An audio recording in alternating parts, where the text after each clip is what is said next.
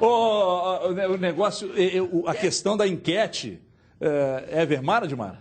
É aí que ninguém acerta nada. A questão da enquete está pegando, hein? Está pegando. Virou. Olha aqui, ó. Dá para mostrar de novo aqui, Capiroto? Vamos de novo para a enquete. E agora, rapaz, olha o Black de novo aí. Olha o Cruzeiro levando na enquete aqui 50% contra 47% do Atlético, 3% de empate de torcedores e internautas que votaram no empate. Outra enquete que ia ser boa é quem enche mais o Independência, o Jet Eagles ou o América?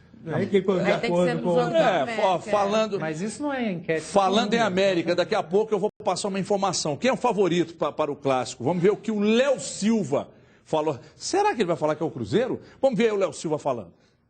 Acho que em Clássico, mesmo com desequilíbrios ou não, é sempre complicado, né?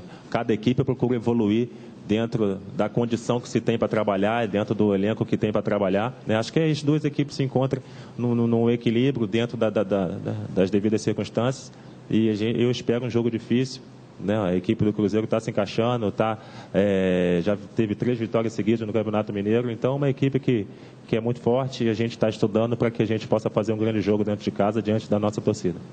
Dimara, começa com você, a avaliação aí do que disse Léo Silva. É uma avaliação bem assim, né? Vamos ver o que vai acontecer, né? Claro, e não pode ser diferente.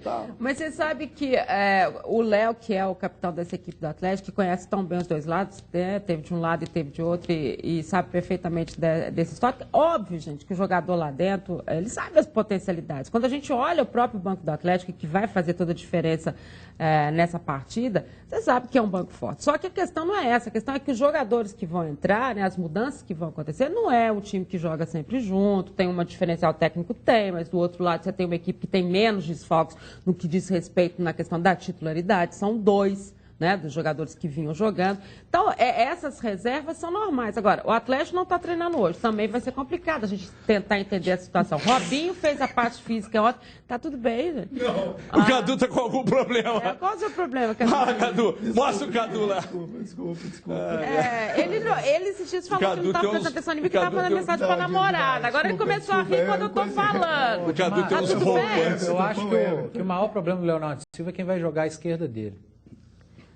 Por quê? Por causa do Thiago? O Thiago tá muito mal. O Thiago, qualquer jogador que põe a bola na frente, ele não chega. Travado, tá mal, parece que joga com chumbo no pé. Thiago zagueiro? Tá muito mal. Você tá louco, velho? Eu tô achando. Que isso? Contra o Tupi tá vindo contra o jogo. Contra o Tupi ficou muito claro. Qualquer jogador que bota a bola na frente, ele não chega, gente. Ele perdeu. Será que eu tô vendo outro jogo?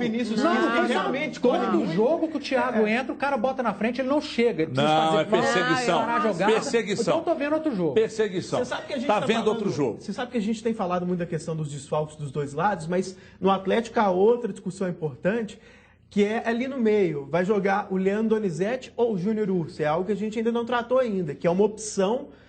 Por um lado, o Júnior Urso pode sair um pouquinho melhor para o jogo, faz um elemento surpresa, pode ter um pouquinho mais de repertório em termos ofensivos, mas por outro, o Leandro Donizete tem mais a confiança da torcida. Eduardo Panzi quer o Atlético com Carioca, Donizete e Júnior Urso. O Donizete tem um pouquinho mais de repertório em termos agressivos, né? É mais combate, né, gente? Apesar de eu ter feito esses elogios, apesar desses elogios que eu fiz, aliás, até para igualar no meio-campo, muitos treinadores fazem isso. Para espelhar o time adversário, já que o Cruzeiro joga com 3 ali no meio-campo, o Henrique, o Cabral e o Romero, seria uma opção. Eu nem faria isso, quero deixar claro. 3 volantes? Mas não é 3 volantes no sentido pejorativo, essa coisa que as pessoas pensam só, defensivo. Mas quando a configuração aconteceu, que jogo foi, Du? Os 3 atuaram? Foi Guarani. Não sei, rapaz. Guarani, me ajuda aí, gente. Guarani de Divinópolis. Os três ficaram em campo e não funcionou. Mas o Atlético jogou com o terceiro. Não, mas lá no Chile teve isso, não? Olha aqui. Não, mas olha aqui. Peraí, vamos lá. Mais ou menos. Quando teve lá no Colo-Colo, não foi culpa do Aguirre, porque todo mundo foi saindo, não tinha ninguém. O Dátulo saiu machucado. Agora, contra aquele jogo que o Robinho fez 3 gols, no segundo tempo, o Atlético jogou num 4-3-3 com o Dátulo. Você é favorável, então, para o Clássico? Não, eu tô falando assim, a questão não é só esse rótulo, é ofensivo ou defensivo, 3 meio-campistas, ao invés de 4-2-3-1, que você joga com 2 meio-campistas. Muitos treinadores que jogam com 2 volantes e 3 meias, quando enfrentam uma equipe num 4-3-3, espelham a equipe adversária para não ter uma desvantagem numérica no meio-campo, para não ficar com 2 volantes contra 3 adversários. Isso poderia acontecer, e isso não necessariamente com jogadores de características defensivas. Pode acontecer com o Luan. Poderia ser com o Daco, inclusive, com o próprio Luan. Dá para adaptar no posicionamento. O Tite faz isso direto. Aliás, falando em Dátalo, Gilmar, ele pode voltar domingo? Não, muito difícil. Os dois continuam... Você quer um exemplo? No ano passado, o Marcelo Oliveira jogava quase sempre no 4-2-3-1 com o Palmeiras. E naquele jogo que o Palmeiras ganhou aqui no Mineirão por 3-2, e que poderia ter sido uma goleada histórica, porque no primeiro tempo o Palmeiras engoliu o Cruzeiro, ele jogou com 3 no meio-campo. Ele mudou o esquema. Ele jogou com aquele que era do América, o Andrei, o Robinho e o Zé Roberto, com 3 ali para espelhar os 3 volantes do Vanderlei Luxemburgo. Só que com 3 jogadores no meio com mais qualidade técnica. Então ele não teve desvantagem numérica. Gente, eu estou sentindo que vocês estão com medo de expor uma opinião mais clara sobre o clássico. Porque mais eu tô claro vendo que vocês estão... é difícil. Não, né? mas é porque vocês consideram o Atlético como um elenco superior. Sim, e tal, mas superior. Estão comedidos na colocação não é, porque joga em casa, é favorito. Tem que ser 2 meninos para o gol, cheio de mudanças, a situação de meio campo não é assim. Não, o Robinho não está 100%. O elenco perdeu 10. E aí já não é mais um elenco muito superior, porque está sem 10 jogadores. O Cruzeiro está sem 5, 6. Ok, o Atlético tem 4 a mais sem. Não tem os 2 principais goleiros. Aí você olha, não tem nem reserva para o goleiro que vai jogar. Então outra coisa. Diante do cenário construído até o momento, se o David perde o clássico, você acha que é a Zé da Garapa do David ou não? Aí realmente depende do tipo de derrota, Everton. Não dá para decretar assim de antemão.